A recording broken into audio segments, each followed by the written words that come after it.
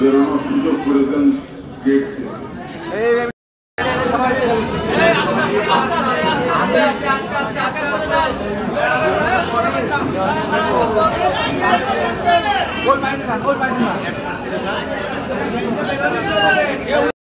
আলোচনা সভা সম্মানিত সভাপতি আজকের অনুষ্ঠানে রাজনৈতিক কথা বলতে চাচ্ছিলেন।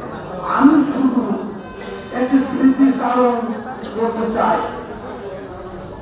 আমি তখন সংগ্রাম এবং নির্বাচন আমরা তার নেতৃত্বে করব এই ওয়াদা রেখে আপনাদের সবাইকে ধন্যবাদ জানিয়ে শেষ করতে কথা হবে।